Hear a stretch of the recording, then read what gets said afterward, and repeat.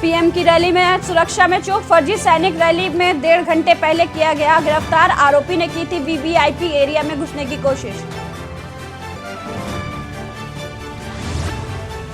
जम्मू के नरावल में 2 कारों में सीरियल ब्लास्ट से हड़कंप, 20 मिनट में 2 धमाकों में 9 लोगों की घायल होने की सूचना। मामले की जांच में जुटी एनआईए टीम। मिस्र के राष्ट्रपति 24 जनवरी को पहुंचेंगे भारत। दोनों देशों के बीच 6 से अधिक समझौतों पर हो सकती है बातचीत।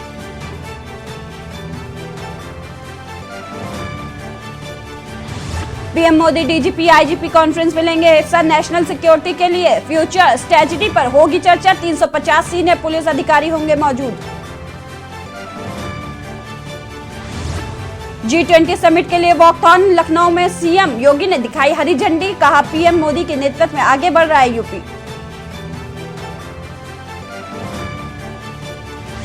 देश के 3 राज्यों में भारी बर्फबारी। हिमाचल में 3 नेशनल हाईवे समेत 380 सड़कें बंद। कश्मीर में 30 जनवरी तक स्नोफॉल जारी किया गया अलर्ट। आप देख रहे हैं के न्यूज, खबरों का सारथी। नमस्कार, मैं सपना झा। खबर उत्तर प्रदेश में आप सभी का स्वागत है। बढ़ते हैं खबरों की ओर। खबर लखनऊ से। मुख्यमंत्री योगी आज का कार्यक्रम प्रदेश भाजपा कार्य समिति बैठक में शामिल होंगे। सीएम सुबह 10:30 बजे प्रदेश कार्य समिति की बैठक में पहुंचेंगे। सीएम शाम 5 बजे जनप्रतिनिधियों के साथ बैठक करेंगे।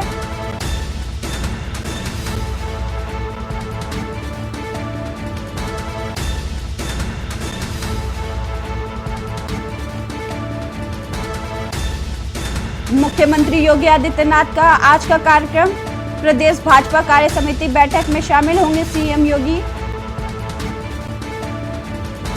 सुबह 10:30 बजे प्रदेश कार्य समिति की बैठक में पहुंचेंगे। सीएम जिसके बाद शाम 5 बजे जनप्रतिनिधियों के साथ बैठक करेंगे। सीएम योगी का आज का शेड्यूल हम आपको बता रहे हैं। सुबह 10:30 बजे प्रदेश भाजपा कार्य समिति की बैठक में शामिल होंगे।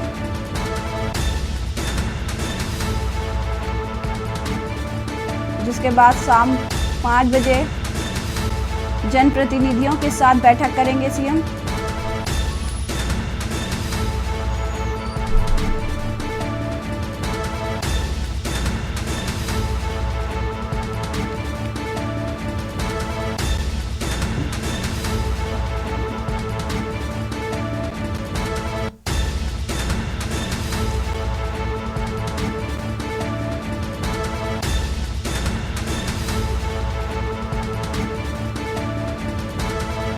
मुख्यमंत्री योगी आदित्यनाथ का आज का कार्यक्रम प्रदेश भाजपा कार्य समिति की बैठक में शामिल होंगे। सीएम योगी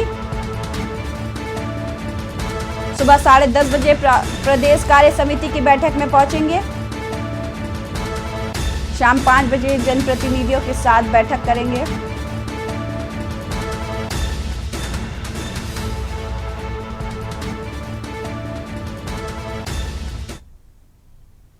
खबर लखनऊ से, जहां यूपी बीजेपी की प्रदेश कार्य समिति की आज बैठक होनी है। इंदिरा गांधी प्रतिष्ठान में 10:30 बजे से बैठक होगी। प्रदेश कार्य समिति के उद्घाटन सत्र में रहेंगे सीएम।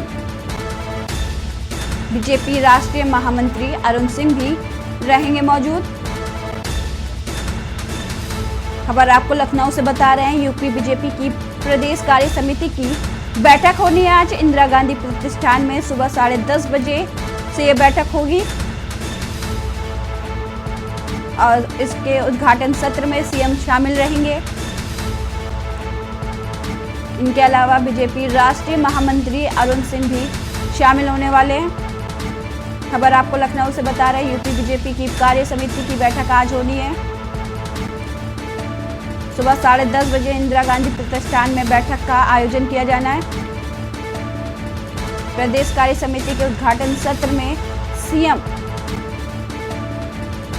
के साथ बीजेपी राष्ट्रीय महामंत्री अरुण सिंह भी मौजूद रहेंगे।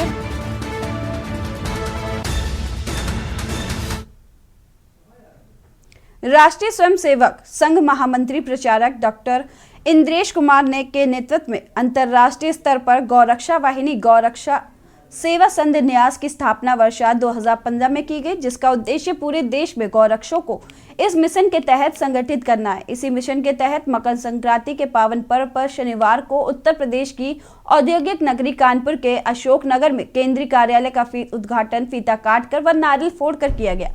कार्यक्रम की जानकारी नवनियुक्त राष्ट्रीय महामंत्री सुनील शुक्ला ने दी। उन्होंने बताया कि गौरक्षा आंदोलन का मुख्य उद्देश्य भारतीय धार्मिक और राजनीतिक आंदोलन के रूप में गौ हत्या का विरोध व उनकी रक्षा करना है। इस अवसर पर वार्ता के दौरान राष्ट्रीय अध्यक्ष संजीव सिंह सेंगर ने बताया कि उत्तर प्रदेश सहित अन्य 22 राज्यों में गौरक्षा संघ में 1.25 लाख से ज्यादा गौरक्षा संघ से जुड़ चुके हैं। साथ ही अंतर्राष्ट्रीय स्तर पर नेपाल, भूटान व अमेरिका के भी गौ सेवा के उद्देश्य से गौरक्षक जुड़े हैं। यह राष्ट्रीय गौरक्षा वाहिनी गौ सेवा संघ के नाम से हमारा संगठन देश भर में माननीय इंद्रेश कुमार जी के मार्गदर्शन में काम करता है। गौ सेवा, गौ संरक्षण, गौरक्षा जहाँ जैसी आवश्यकता होती है और खास तौर में संगठन के लोग आम लोगों के बीच जाकर के और जन जागरूकता का अभियान चलाते हैं, ताकि जनता जनार्दन के अंदर ऐसी भावना है कि यदि गाय वो दूध पीने के लिए पालते हैं तो उसको मरने के लिए रोड पे ना छोड़े, पालते हैं तो उसको इज्जत के साथ में अपने घर में रखें और उसकी दुर्गति ना करें। ऐसे तो वो उल्टा पाप के भागीदारी भी बनते हैं। खबर कानपुर से है, जहां मेडिकल एजुकेशन कमेटी फॉक्सी एवं कानपुर जॉब्स एंड गायनेज सोसाइटी के द्वारा एक संगोष्ठी का आयोजन किया गया। इस आयोजन में बांझपन से संबंधित समस्याओं की चर्चा की गई। असिस्टेड रिप्रोडक्शन के दौरान हार्मोन्स में होने वाली गड़बड़ियों का विशेष रूप से विवरण किया गया। इस कार्यक्रम में प्रोजेस्टेरोन हार्मोन पर चर्चा करते हुए बताया गया कि ये फॉर्मूले प्रेगनेंसी के मेंटेन करने के लिए अति आवश्यक है। इसकी कमी से आईवीएफ प्रेगनेंसी में भी इम्प्लांटेशन फेलियर के चांसेस होते हैं। कार्यक्रम में इस जटिल समस्या से जुड़े हुए उपचार पर भी चर्चा हुई। Doctor Meera Agnihotri, chief advisor medical education committee के मार्गदर्शन में इसका प्रोग्राम का आयोजन किया गया। इस कार्यक्रम का संयोजन डॉक्टर किरण पांडे, अध्यक्षता मेडिकल एजुकेशन कमेटी के द्वारा किया गया। यह कार्यक्रम प्रेसिडेंट FOGSI डॉक्टर ऋषिकेश पई, सचिव डॉक्टर माधुरी पटेल, उपाध्यक्ष संपत कुमारी के नेतृत्व में संपन्न हुआ।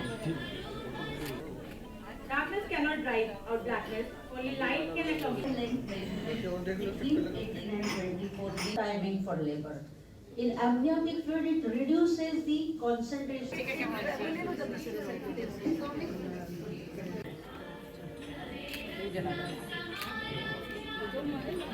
पांडे हूँ और फॉक्सी जो हमारी नेशनल संस्था है उसकी मेडिकल एजुकेशन कमेटी की चेयरपर्सन हूँ।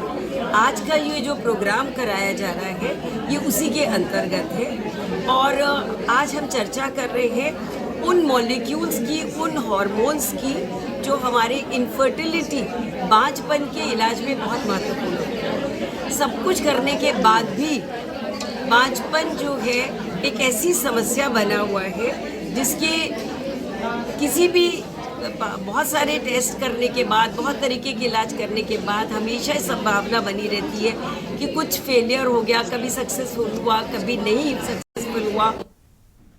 खबर कानपुर से, जहां सड़क सुरक्षा जागरूकता माह के अंतर्गत महिला महाविद्यालय कुदवाई नगर में की NSS यूनिट और रोवर्स और रेंजर्स द्वारा सड़क सुरक्षा जागरूकता विषय पोस्टर प्रतियोगिता का आयोजन किया गया, जिसमें वॉलंटियर्स द्वारा उत्कृष्ट चित्रण के माध्यम से सड़क पर सुरक्षित तरीके से वाहन चलाने की अपील की गई। सड़क सुरक्षा पर प्राचार्य डॉक्टर अंजू चौधरी द्वारा समस्त महाविद्यालय की छात्राओं व स्टाफ को शपथ ग्रहण कराई गई। साथ ही महाविद्यालय की छात्राओं द्वारा किदवई नगर क्षेत्र में सड़क सुरक्षा जागरूकता हेतु जनमानस को प्रेरित करने के लिए हेलमेट पहनकर गाड़ी चलाने के फायदे बताने के लिए एक स्कूटी रैली का भी आयोजन किया गया। कार्यक्रम का शुभारंभ महाविद्यालय की प्राचार्य डॉक्टर अंजू चौधरी द्वारा रैली को हरी झंडी दिखाकर किया गया। कार्यक्रम का सफल आयोजन राष्ट्रीय सेवा योजना इकाई की कार्यक्रम अधिकारी डॉक्टर सबा यूनुस और रोवर्स रेंजर्स प्रभारी डॉक्टर अंजू श्रीवास्तव एवं NCC प्रभारी डॉक्टर दीपाली निगम के निर्देशन में हुआ।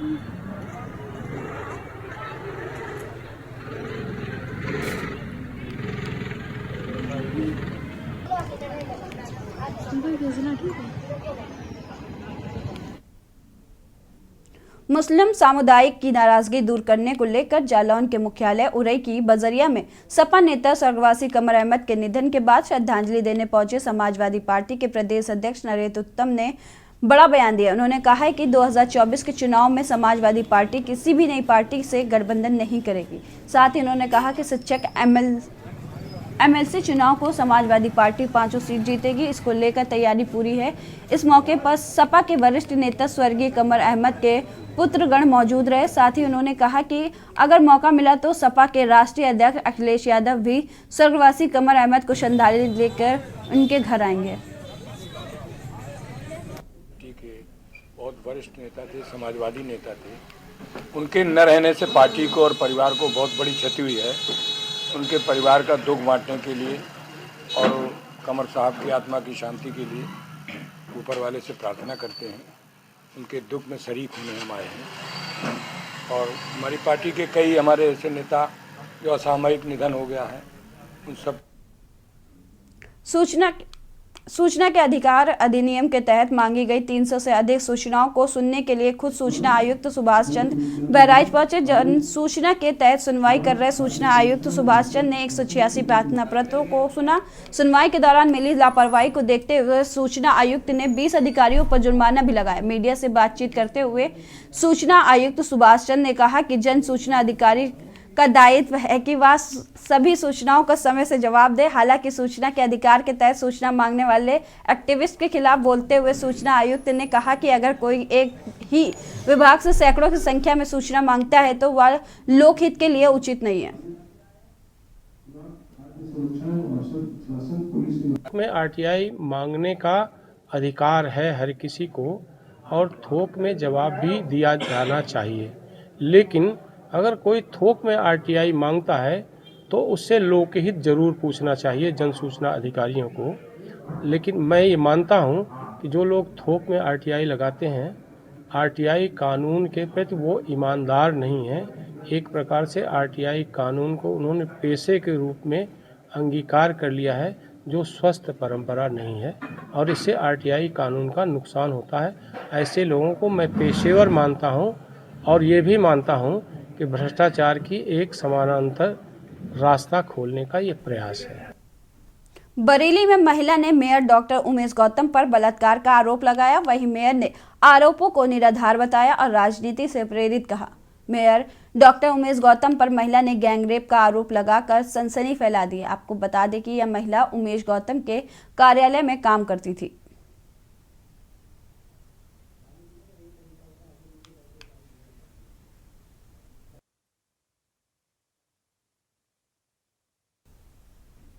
सपा विधायक रागिनी सोनकर का वीडियो सोशल मीडिया पर लगातार वायरल हो रहा है। मछली विधानसभा से समाजवादी पार्टी के विधायक रागिनी सोनकर का एक वीडियो सोशल मीडिया पर खूब सुर्खियां बटोर रहा है। वायरल वीडियो में उन्होंने कहा है कि थाने में मुकदमा दर्ज नहीं करती पुलिस। क्या मछली शहर क्षेत्र की जनता ने इस बार विधायक रागिनी सोनकर को चुना है कि निर्दोष के खिलाफ थाने में मुकदमा दर्ज हो?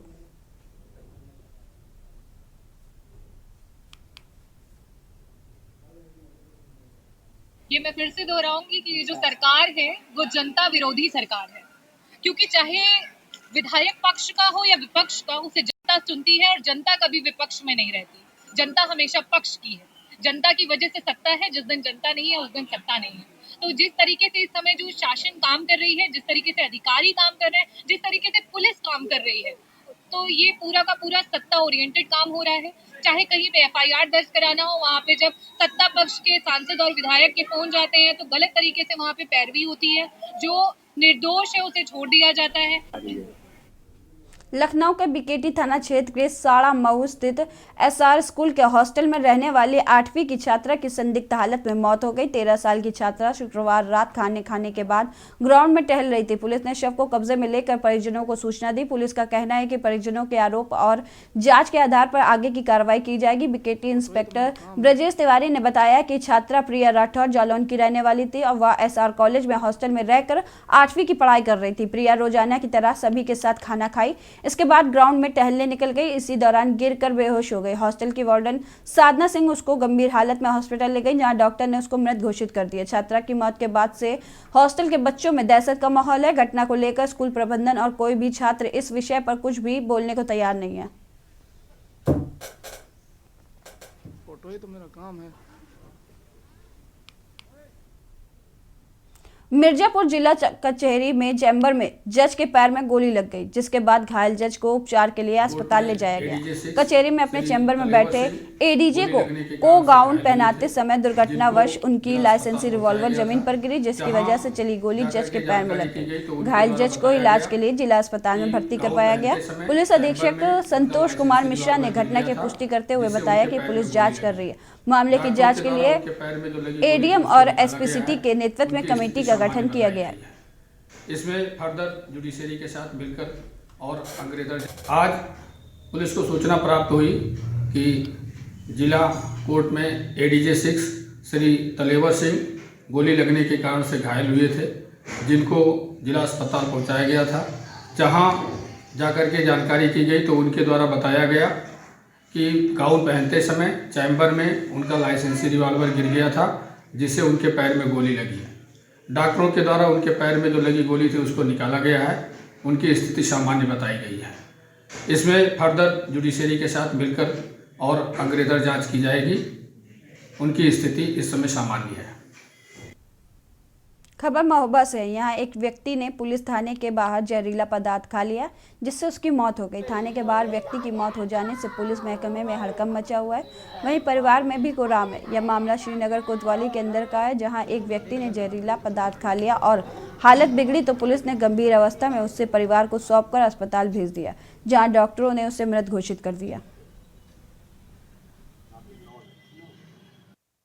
मेरा नाम विवेक है और उन्होंने जहर खाया है। वहाँ खाया है थाने में, श्रीनगर थाने में। क्यों खा ली, क्या बात हो गई? मम्मी पापा की लड़ाई हो गई, सो वो हमारी माँ गई थाने रिपोर्ट करनी उनकी, सो वो वहाँ पहुँच गए और उन्होंने खाना जहर पी लिया। श्रीनगर से हमारे यहाँ एक मृत अवस्था में एक युवक को लाया गया। हम लोगों ने उसको देखा तो उसकी मृत्यु कुछ देर पहले हो चुकी है और घर वालों के बताए अनुसार उसने किसी जहरीले पदार्थ का सेवन किया। हम लोगों ने बॉडी को अपने अंडर में ले लिया है, पुलिस को इन्फॉर्मेशन भेज दी और पोस्टमार्टम की बात क्लियर। इस संबंध में उसकी पत्नी आशा अपनी पुत्री सरस्वती के साथ आज रिपोर्ट लिखाने थाना सिटी घर पर आई थी। पीछे से इसने कीटनाशक खा लिया, जिस पर इसके परिवारीजन इसको जिला अस्पताल में लाके भर्ती कराया, जहाँ इसकी मृत्यु हुई। तो सब थाने के अंदर जहर खाया क्या? थाने के अंदर नहीं खाया, थाने के गेट पर पहुंचते ही इसने खा लिया। जब देखा तो इसकी पत्नी ने तो उसने शोर मचाया और तुरंत उसको मेडिकल एड दिलवाई। उत्तर प्रदेश के बस्ती जिले में पुलिस का खौफ इस तरह चोरों में खत्म हो गया है कि चोर बड़ी आसानी से चोरी करने आते हैं और घटना को अंजाम देकर बड़ी आसानी से निकल जाते हैं। आश्चर्य की बात यह है कि पुरुष चोर के साथ साथ अब महिला चोर भी मैदान में उतर आई हैं और बस्ती पुलिस को खुली चुनौती दे रही है। दिन दहाड़े चोरी की एक घटना वॉल्टरगंज थाना क्षेत्र से आई है, जहां 2 महिला चोरों ने एक सोने की दुकान पर पहुंचकर पहले तो सोने की डिजाइन देखने के बहाने दुकान के मालिक को उलझा कर रखा और जैसे ही दुकानदार उनके सोने के डिजाइन दिखाने में मशगूल हुआ, वैसे ही इन दोनों महिलाओं में से एक महिला चोर ने सोने के झुमके को हाथ की सफाई दिखाते हुए उड़ा लिया। इसके बाद यह दोनों महिलाएं डिजाइन नापसंद होने की बात कहकर आगे चलती बनी, लेकिन जब दुकानदार सामान रखने लगा तो उसमें से एक सोने का झुमका गायब मिला, जिसके बाद शक होने पर दुकानदार ने अपने दुकान में लगे सीसीटीवी कैमरे को चेक किया तो उसके होश उड़ गए और उसने देखा कि जिन 2 महिलाओं ने उसके दुकान पर कदम रखा था, असल में वही दोनों महिलाएं अपने हाथ की सफाई दिखाते हुए सोने के झुमके उड़ा ले गई। एक ज्वेलरी शॉप में जो एक सेल्समैन ग्रुप में भी एक महिला थी और 2 बाहरी महिलाएं उनसे कुछ सामान खरीदने के उद्देश्य आई और इसी बीच में उन्होंने कुछ धोखाधड़ी करके उसको चकमा दे करके उसका कुछ सामान ले लिया और धीरे से लेकर के निकल गई। बाद में दुकानदार ने इस बात की सूचना थाने पर दी और इस आधार पे थाने पर FIR दर्ज हो गई है और हम लोग CCTV फुटेज को देख रहे हैं और इसमें पूर्व में जो भी गैंग प्रकाश में आए हैं इससे संबंधित उनकी हम लोग छानबीन कर रहे हैं।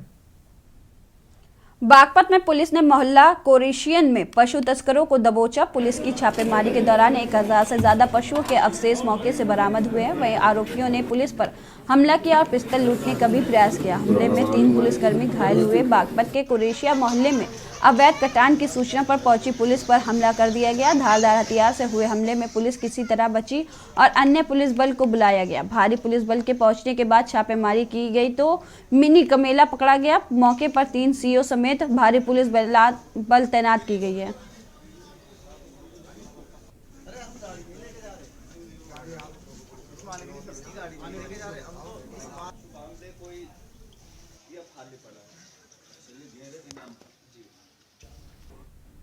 वादी शमीम अहमद उर्फ गुड्डू ने सूचना दी कि उसके भाई मोहम्मद वसीम उर्फ बबलू का किसी ने हत्या कर शव को सड़क के किनारे फेंक दिया है। घटना का तत्काल संज्ञान लेते हुए पुलिस अधीक्षक गोंडा आकाश तोमर ने अपर पुलिस अधीक्षक गोंडा शिवराज के निर्देशन में घटना का सफल अनावरण हेतु टीमें गठित की गई थी, जिसके क्रम में थाना कोतवाली देहात पुलिस ने रात्रि गश्त क्षेत्र भ्रमण के दौरान मुखबिर खास की सूचना पर तकनीकी साक्ष्य के आधार पर अभियुक्त इमरान हुसैन फरहान उर्फ सोनू को गिरफ्तार कर लिया है।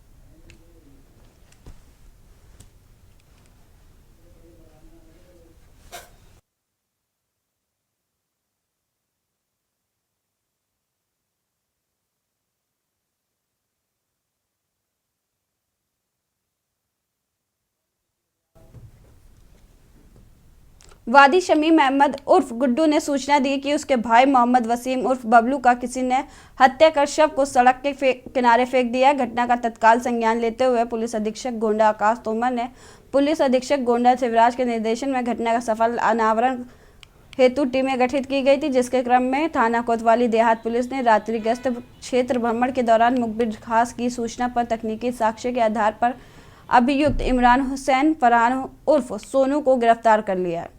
उक्त अभियुक्त गण ने वादी मुकदमा के भाई की हत्या कर दी थी, जिसके संबंध में वादी मुकदमा द्वारा थाना कोतवाली देहात में अभियोग पंजीकृत कराया गया।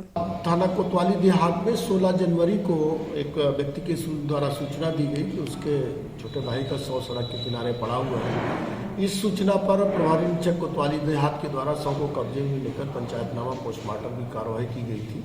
पहले ये लग रहा था कि हो सकता है सड़क में एक्सीडेंट हुआ हो, बाद में उसके परिजनों के द्वारा तहरीर दी गई, उसमें 302 आईपीसी का अभियोग पंजीकृत किया गया। फिलहाल खबरों में इतना ही। देखते रहिए के न्यूज़।